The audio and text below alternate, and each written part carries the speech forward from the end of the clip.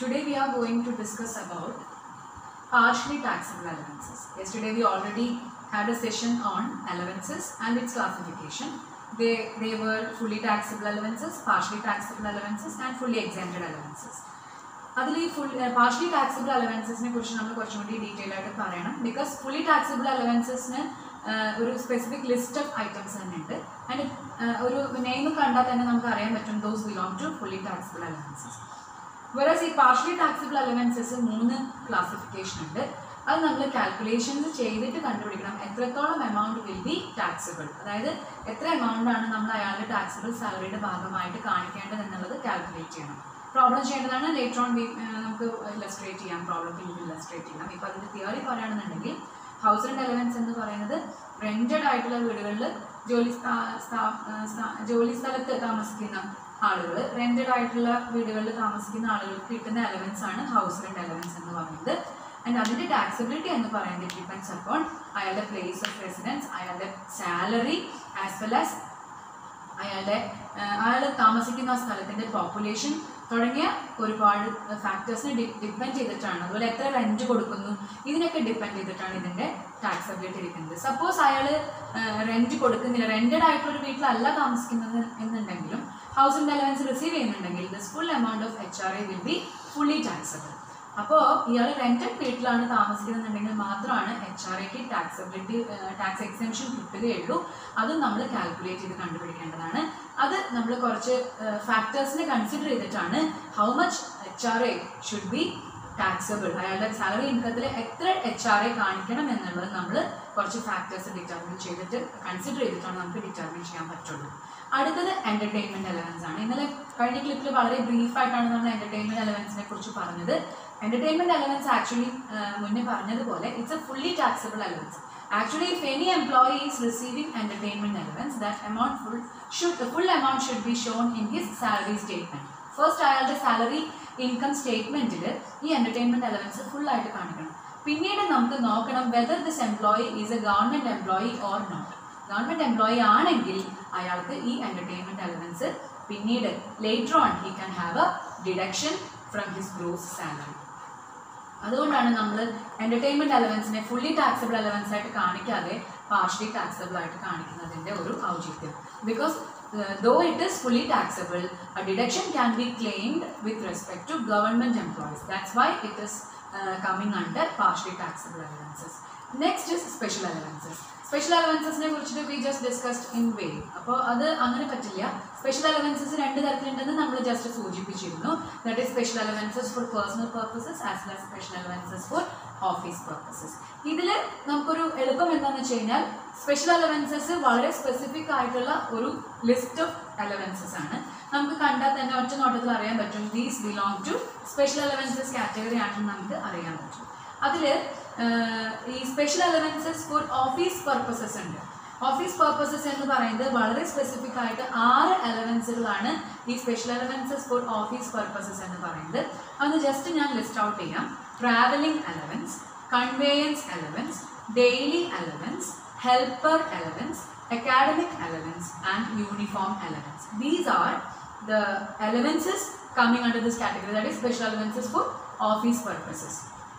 ഒന്നുകൂടി പറയാം. Travelling allowance, conveyance allowance, daily allowance, helper allowance, academic allowance and uniform allowance. ഈ പേരുകളെല്ലാം വളരെ important ആണ്. ബിക്കോസ് വേറെ പലയിടത്തും നമുക്കിത് ഇതേ പേരിൽ തന്നെ ചിലപ്പോൾ പെർക്വിസിറ്റ് ആയിട്ടും കണ്ടുവന്ന് തരാം. അതുകൊണ്ട് ആ പേരുകൾ പ്രത്യേകം നമ്മൾ നോട്ട് ചെയ്യേണ്ടതുണ്ട്.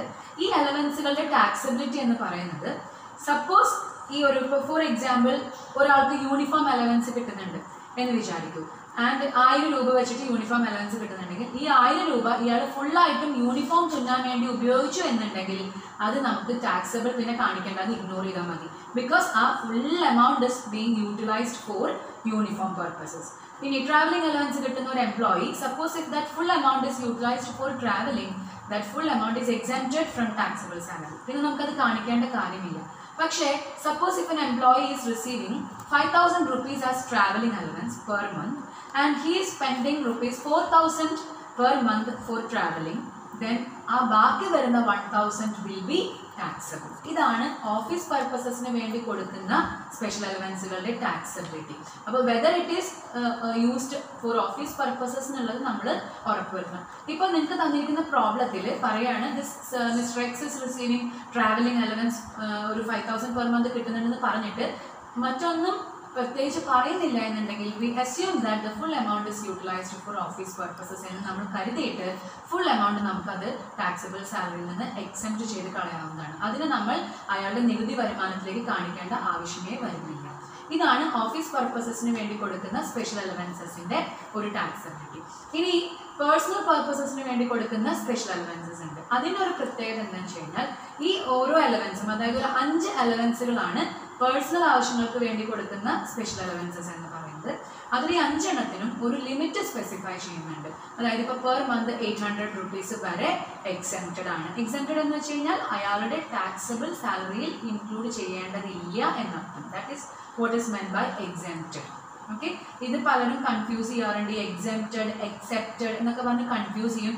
എക്സെംപ്റ്റഡ് ചോദിക്കുമ്പോൾ ടാക്സബിൾ എഴുതുന്നവരുണ്ട്, ടാക്സബിൾ ചോദിക്കുമ്പോൾ എക്സെംപ്റ്റഡ് എഴുതുന്നവരുണ്ട്. So you should take note of the word exempted. ഇപ്പോൾ ഒരു allowance is exempted up to 800 per month എന്ന് പറഞ്ഞു കഴിഞ്ഞാൽ 1000 രൂപ കിട്ടുന്ന ഒരാൾക്ക് 800 രൂപ വരേക്കും ടാക്സ് ബാധ്യത ഇല്ല എന്നാണ് അർത്ഥം. ബാക്കി 200 രൂപയ്ക്കാണ് ടാക്സ് ലയബിലിറ്റി വരുന്നുള്ളൂ എന്നാണ് അതിൻ്റെ അർത്ഥം. So the word exempted means that need not be included in his taxable income or taxable salary. So coming to special allowances for personal purposes, these are 5 items specifically mentioned in the Act and specific limits are being specified for these items. പ്രത്യേകം ലിമിറ്റുകൾ specify ചെയ്യുന്നുണ്ട്. നേരത്തെ പറഞ്ഞ പോലെ ഉപയോഗിച്ച് നോക്കിയിട്ടല്ല. For example, ഇതിൽ first one is children education allowance ആണ്. അത് ഒരു കുട്ടിക്ക് 100 രൂപ വെച്ചിട്ട് മാക്സിമം 2 കുട്ടികൾക്ക്, അതായത് മാക്സിമം 200 രൂപ പെർ മന്ത്, 200 രൂപ പെർ മന്ത് വരെ ഇതിന് ടാക്സബിലിറ്റി ഇല്ല. അപ്പോൾ നമുക്ക് 300 രൂപ കിട്ടുന്നുണ്ടെങ്കിൽ 200 രൂപ ഒഴിവാക്കിയിട്ട് 100 രൂപയ്ക്കുള്ള ടാക്സ് ലയബിലിറ്റി നമ്മൾ കാണിക്കേണ്ടതാണ്. അപ്പോൾ എനിക്ക് ചിൽഡ്രൻ എഡ്യൂക്കേഷൻ അലവൻസ് ഒരു 300 രൂപ കിട്ടുന്നുണ്ടെങ്കിൽ എനിക്ക് 2 കുട്ടികളാണ്. അപ്പോൾ 2 കുട്ടികൾക്ക് 200 രൂപ മാറ്റി വെച്ചിട്ട് 100 രൂപയുടെ ഇൻകത്തിന് ഞാൻ ടാക്സ് കൊടുക്കണം. അപ്പോൾ അത് ഞാൻ 100 രൂപ പെർ മന്ത് എനിക്ക് എഡ്യൂക്കേഷൻ അലവൻസ് കിട്ടുന്നുണ്ട്, ചിൽഡ്രൻ എഡ്യൂക്കേഷൻ അലവൻസ് കിട്ടുന്നുണ്ട് എന്ന് പറഞ്ഞുകൊണ്ട് എൻ്റെ സാലറി സ്റ്റേറ്റ്മെൻറ്റിൽ ഞാൻ ഇൻക്ലൂഡ് ചെയ്യേണ്ടതാണ്. So children education allowance is one special allowance for personal purposes. Then ഇതുപോലെ തന്നെ children hostel allowances there. അത് ₹300 per month per child ആണ് എക്സെംപ്റ്റഡ് ആയിരിക്കുന്നത്. പിന്നെ ട്രാൻസ്പോർട്ട് അലവൻസ് എന്ന് പറയുന്ന ഒരു അലവൻസ് ഉണ്ട്.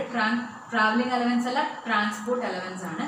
അത് 1,600 പെർ മന്ത് വരെ, പെർ മന്ത് 1,600 പെർ മന്ത്, 1,600 രൂപ വരെ എക്സെംപ്റ്റഡ് ആണ്. 1,800 കിട്ടുന്നുണ്ടെങ്കിൽ ബാക്കി 200 രൂപയ്ക്ക് ടാക്സബിലിറ്റി വരും.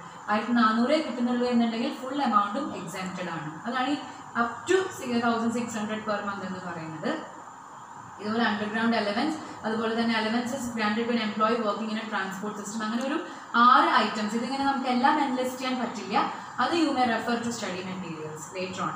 നമുക്ക് ടെക്സ്റ്റ് ബുക്സ് അവൈലബിൾ ആയി കഴിയുമ്പോഴോ മറ്റോ നമുക്ക് ഇനി അഥവാ അവൈലബിൾ ആകുന്നില്ല എന്നുണ്ടെങ്കിൽ I provide you with study materials. അപ്പോൾ അതിൽ നമുക്ക് എൻലിസ്റ്റ് ചെയ്യാം. So these are special allowances for personal purposes. So ഇത്രയുമാണ് പാർഷ്യലി ടാക്സബിൾ അലവൻസസ്. അപ്പോൾ ഒന്നും കൂടി ഞാൻ അതിനെ ഒന്ന് കൺക്ലൂഡ് ചെയ്യാം. Partially taxable allowances are of 3 types: house rent allowance, entertainment allowance and special allowances. House rent allowance is for employees residing at their employers' places at a rented house. അങ്ങനെയാണെന്നുണ്ടെങ്കിൽ depending upon the place of residence, the population of that place, his rent that he is paying, ഇത്തരം factors consider ചെയ്തുകൊണ്ട് that house rent allowance partially മാത്രമേ taxable ആകുള്ളൂ. Some portion of it may be exempted. Next comes entertainment allowance. Entertainment allowance is actually fully taxable, but if it is being received by a government employee, he can have a deduction later on from his gross salary. That's why it's being included in partially taxable allowances. Then comes special allowances. Special allowances for office purposes as well as special allowances for personal purposes. അപ്പോൾ ഇത്രയുമാണ് ഇന്ന് ഞാൻ പറയാൻ ഉദ്ദേശിച്ച portions. അപ്പോൾ I think നമുക്കിത് conclude ചെയ്യാം. അലവൻസസിൻ്റെ പോർഷനെ conclude ചെയ്യാം. ഇതിലിനി ഫുള്ളി എക്സെംപ്റ്റഡ് ആണ് വരുന്നത്. അതായത് തീരെ നമുക്ക് ടാക്സ് കൊടുക്കേണ്ടതായിട്ടുള്ള ഒരു കാറ്റഗറിയും കൂടി ഉണ്ടല്ലോ, 3ആയി തരംതിരിച്ചില്ല. അതും ഇത്രയേ ഉള്ളൂ. ചില പ്രത്യേക അലവൻസുകൾ നമ്മൾ കഴിഞ്ഞ ക്ലിപ്പിൽ ഡിസ്കസ് ചെയ്തതാണ്. ചില പ്രത്യേക അലവൻസുകളെല്ലാം മുഴുവനായിട്ടും ടാക്സ് ബാധ്യത ഇല്ലാത്തതാണ്. 2-3 അലവൻസസ് ആണ് അതിൽ വരുന്നത്. അപ്പോൾ ഇത്രയും പറഞ്ഞുകൊണ്ട് അലവൻസസിൻ്റെ പോർഷൻ ഞാനിവിടെ തിയറി പോർഷൻസ് കംപ്ലീറ്റ് ചെയ്യാണ്. നമ്മുടെ ക്ലാസ് സെഷൻസിൽ ബ്ലാക്ക് ബോർഡ് യൂസ് ചെയ്യുന്ന സെഷൻസിൽ നമുക്ക് HRA കാൽക്കുലേഷൻ അതുപോലെ തന്നെ മറ്റ് അലവൻസസിൻ്റെ കാൽക്കുലേഷൻ നമുക്ക് പഠിക്കാവുന്നതാണ്. അപ്പോൾ thank you for listening. By.